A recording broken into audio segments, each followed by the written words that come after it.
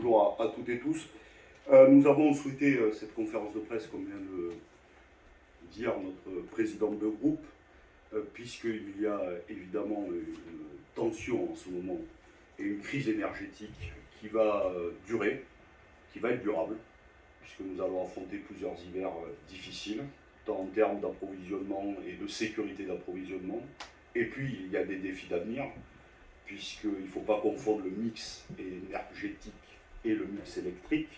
Nous avons une difficulté sur le mix électrique, puisque nos centrales nucléaires, pour moitié, sont à l'arrêt. Nous venons d'avoir un débat, c'est Marie-Claude qui l'a conduit pour nous, sur les énergies renouvelables et son développement. Nous ne nous opposons pas à énergie renouvelable et énergie produite par le nucléaire, mais dans le mix énergétique, je rappelle que nous dépendons pour plus d'un tiers aujourd'hui encore d'énergie fossile, et il va nous falloir investir des milliards, des dizaines de milliards d'euros dans les 10 prochaines années pour tenter de réduire notre dépendance aux énergies fossiles. Juste vous dire quelques mots aussi avant de vous présenter nos propositions de loi. Nous n'avons pas découvert avant-hier le problème de la crise énergétique. Et nous nous inscrivons, notre groupe, dans une cohérence et une constance. Et je veux saluer des sénatrices et des sénateurs qui nous ont précédés. J'ai regardé il y a encore quelques jours les débats sur la loi NOM, qui avait évidemment participé à déréguler le marché et qui avait créé ce système abscon de l'AREN qui oblige EDF à vendre 25% de son énergie produite par le nucléaire à ses concurrents directs, avec un système complètement abscon, et on y reviendra. Et je veux saluer Mireille Schurch et Evelyne Didier, qui étaient membres de la commission des affaires économiques, et qui, avec d'autres, je pense à des sénateurs aussi socialistes, Martial Bourquin et d'autres, avaient alerté pour notre groupe sur les dangers de l'AREN et de la dérégulation. Et c'est un combat donc constant de notre groupe, de défendre le service public de l'énergie et de dire que l'énergie est un bien commun et qu'elle doit être sortie des griffes du marché. Donc aujourd'hui, vous avez 6 textes, mais je le dis aussi, nous ne l'avons pas découvert hier, parce que par exemple, l'augmentation constante des tarifs réglementés de l'électricité, c'est-à-dire le tarif bleu, depuis 2010, et notamment une accélération depuis 2017, ont aujourd'hui conduit à ce que 12 millions de nos concitoyens et concitoyennes soient en situation de précarité énergétique.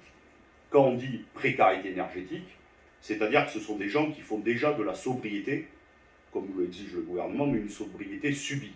C'est-à-dire qu'ils n'ont pas assez d'argent pour payer leurs factures d'énergie, et notamment d'électricité, et qui sont contraints déjà de baisser la température à 19, 18, voire 17, ou aujourd'hui se privent d'énergie et se retrouvent avec une puissance minimale à 1 kWh qui permet seulement d'allumer le gaz pour se faire des pâtes. Je le dis parce qu'en 2019, nous avions déjà aussi déposé une proposition de loi pour mettre fin à la précarité énergétique, interdire les coupures d'électricité, exonérer de CSPE cette taxe abscon là aussi qui pèse sur les ménages. Je rappelle que sur la facture d'électricité, c'est 40% de taxes. Et en 2019, nous nous étions retrouvés bien seuls pour combattre, et notamment sur la question des tarifs réglementés, et mettre fin aux coupures énergétiques. Donc, je le dis, nous traversons une crise conjoncturelle aujourd'hui, c'est vrai, la guerre en Ukraine et la livraison du gaz, le stress hydrique, le fait que ça a pesé sur nos barrages hydroélectriques, je l'ai redit, la moitié de nos centrales nucléaires à l'arrêt, mais il y a surtout une crise structurelle. Et une crise qui, aujourd'hui, nous payons en réalité l'Europe libérale et la libéralisation du marché. Et c'est pour ça que nous avons 2 propositions de résolution, une que je laisserai présenter ma collègue Marie-Claude Varayalas, je vais la citer exactement, mais garantir les objectifs climatiques de la France et permettre le financement de la bifurcation écologique, parce que écologie et énergie sont intimement liés. Et la deuxième, c'est autour du marché européen de l'électricité. Là aussi, nous sommes très heureux que tout le monde découvre que ce marché européen dysfonctionne. C'est une aberration d'avoir lié le prix de l'électricité au prix du gaz. ont dénoncé ce système depuis des années et des années. Là aussi, on nous riait encore au nez, je tiens à le dire. L'an dernier, nous avions eu ce débat à l'initiative de notre groupe, une nouvelle fois sur EDF, le 13 janvier 2021, et sur l'avenir d'EDF et le marché européen. Et tout le monde nous disait que le marché européen était extraordinaire et qu'il réglait et permettait la sécurité d'approvisionnement. On voit bien aujourd'hui que ce n'est plus le cas.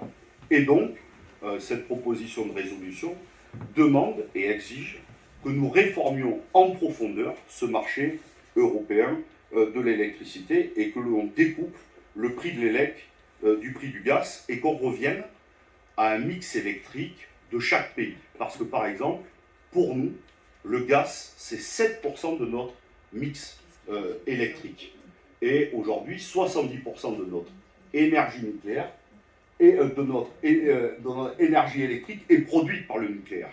Donc, nous n'avons pas à payer, en réalité, l'augmentation faramineuse du prix du gaz. Et je tiens à souligner que donc la Commission européenne du Sénat s'est saisie de cette question, et donc Pierre Laurent, que vous connaissez toutes et tous, vice-président du Sénat et membre de cette commission, en sera le rapporteur et fera évidemment un rapport sur cette question. La deuxième chose, ensuite, c'est que cette dérégulation pèse d'abord sur les usagers. Je le redis, précarité énergétique, certes un bouclier tarifaire de 4%, mais au 1er janvier, ça sera 15%. Je rappelle que l'ADEME dit qu'une augmentation de 10% pourrait faire basculer 500 000 personnes en situation de précarité énergétique. Donc, 4 plus 15, nous en serons à 19. Très probablement, c'est plus de 1 million de personnes en un an qui pourraient évidemment basculer en situation de précarité énergétique. C'est intenable et insupportable pour nous. C'est pour ça que nous avons redéposé une proposition de loi sur deux sujets. L'augmentation du chèque énergie, aujourd'hui, il n'est pas suffisant. Il est entre 2 à 350 euros. Il faut le doubler, selon l'ADEME, pour que la majeure partie de nos concitoyens et concitoyennes sortent de la précarité énergétique. Et la deuxième, et nous continuerons, c'est interdire les coupures d'électricité. Comme nous sommes opposés, je le crois, Madame la Présidente, et nous continuons à chaque fois sur la question du logement, nous nous sommes battus, y compris pendant la crise du Covid, pour interdire, et non pas pendant la trêve hivernale, l'expulsion, les expulsions locatives. Nous continuons à dire que interdit évidemment les coupures d'eau, mais aussi les coupures énergétiques. La troisième chose, ce sont les collectivités. Nos collectivités sont mises en grand danger, vous le savez, elles ne peuvent, pour les plus grandes d'entre elles, plus avoir accès aux tarifs réglementés. Elles sont donc obligées d'avoir des contrats à terme, mais sur le marché libre. Ça les met en très grande difficulté puisque le marché s'emballe. Et donc là, on a des situations intenables, chacun dans nos départements. En ce qui nous concerne, puisque la présidente est aussi de la Seine-Saint-Denis comme moi, par exemple, Noisy-le-Sec, c'est 2 millions d'euros, le département, plus de 30 millions d'euros, et chacune et chacun pourra développer dans son propre département. Ça veut dire des services publics à l'arrêt, ça veut dire des services publics qui ne fonctionneront pas, les piscines, les médiathèques, des EHPAD, etc. etc. On ne peut pas baisser le chauffage décemment à 17 degrés dans une école maternelle, je ne le crois pas. Bref, on a sur les collectivités un très gros problème, et surtout, si vous mettez des millions d'euros dans les factures énergétiques, ça les prive d'investissements d'avenir, et par exemple, d'investissements pour rénover de façon thermique un certain nombre de bâtiments publics qui en ont besoin. C'est pour ça que nous avons déposé une proposition de loi et une proposition de résolution. La proposition de résolution plus complète, présentée par Céline, je lui laisserai un mot, et nous avons choisi une chose, et que nous avons inscrit dans la niche le 7 décembre prochain, pour permettre à l'ensemble des collectivités territoriales de réavoir accès aux tarifs réglementés de l'électricité et du gaz. Et je rappelle que c'est une grande question. Le gaz, pour tous les usagers, y compris individuels, toujours aujourd'hui, alors qu'on a un emballement du marché, le gouvernement ne répond pas, et on devrait avoir l'extinction complète des tarifs réglementés du gaz au 30 juin 2023. Donc évidemment, nous nous battrons sur cette question, et là aussi, on a eu un débat il y a maintenant un mois sur la question de la politique énergétique, et nous avons noté que la majorité sénatoriale parlait et reparlait des tarifs réglementés, donc nous n'avons aucun doute qu'elle votera cette proposition de loi. La troisième chose, ce sont les entreprises qui sont mises en très grande difficulté.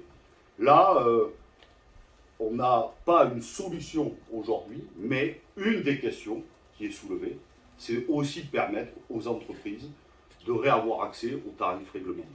Le dire, peut-être que si la droite sénatoriale ou d'autres groupes souhaitent faire un amendement à notre proposition de loi pour permettre aux collectivités et aux entreprises, nous sommes preneurs. Je le dis, ce n'est pas que des grandes entreprises. Vous avez vu Duralex, vous avez vu Arc, je pense à notre collègue Cathy Poli à Pourceau, sur Arc International. On a posé une question à la Première ministre. Combien va coûter à l'État la question du chômage partiel? Parce qu'on nous dit les tarifs réglementés, ça coûterait. Mais combien ça va coûter en classe sociale et en argent public pour les salariés pendant 5 ou 6 mois qui sont au chômage partiel? Ça coûtera plus cher en réalité, en matière économique et en classe sociale, que de permettre à l'ensemble des entreprises de réavoir accès aux tarifs réglementés. Et puis on pense surtout aux grandes entreprises, mais je veux penser à nos TPE, PME commerçants, par exemple les boulangers qui sont des petits commerçants mais électro-intensifs. Il faut évidemment du levain pour faire du pain, mais il faut de l'électricité pour faire fonctionner les fours. Un certain nombre de nos commerçants nous disent que les factures pourraient s'emballer entre 5 et 10 000 euros par mois supplémentaires. Évidemment, c'est intenable. Et je finis, pour ne pas être trop long, la dernière, celle d'une proposition de résolution pour un grand service public de l'énergie. Nous sommes pour la renationalisation d'EDF et GDF. On pourrait y mettre, là aussi, Total Énergie, parce que c'est une question et nous la portons. On est en plein débat sur EDF. Le gouvernement refuse d'avoir un débat sur l'avenir de l'entreprise historique qui est EDF. Ils ont fait un amendement au PLFR en plein été pour accorder 9,7 milliards de crédits pour racheter les parts des actionnaires minoritaires, mais sans débat. Je veux saluer, il n'est pas là, mais mon collègue Pascal Savoldelli qui cet été a lutté sur cette question. Nous l'avons fait aussi collectivement pendant la loi pouvoir d'achat au plein mois de juillet. On ne peut pas avoir décemment un débat sur la question énergétique sans parler de la filière industrielle et sans parler de l'avenir d'EDF. Et les informations que nous avons nous disent que le gouvernement souhaite re-étatiser EDF pour mieux la démanteler et céder une partie des actifs au privé. C'est ça la réalité. Nous l'avions déjà dénoncé au 13 janvier 2021. Tout concorde à dire que c'est le projet d'un Hercule 2.0 pour celles et ceux qui ont suivi l'actualité en 2019, 2020 et 2021 de l'entreprise. Un nouveau PDG vient d'être nommé, Luc Rémont. On lui a demandé là aussi quel mandat lui avait confié le gouvernement. Il ne nous a pas répondu, mais très probablement que c'est celui-là. Donc pour nous, ça sera non. Nous combattrons ce projet, mais nous en avons un autre, la proposition de résolution. Il faut donc un grand service public qui, avec un monopole public, parce que l'énergie n'est pas une marchandise, c'est un bien commun, et ça doit être un bien commun de l'humanité, et donc géré par le privé, par un monopole public. Voilà les quelques mots que je voulais vous dire. Et puis, donc vous avez vu que c'est très complet, ça couvre à peu près tous les champs. Nous continuerons le combat, et puis je dis un mot sur la reine. Nous continuons aussi à dénoncer ce système qui est complètement aberrant, et vous avez vu en ce moment que beaucoup d'entreprises font beaucoup d'argent, puisqu'elles font, plutôt que de servir les usagers, elles font du trading pour se faire de l'argent et enrichir leurs actionnaires. Donc évidemment, nous continuerons à combattre ce système et à demander l'abrogation de la loi NOM.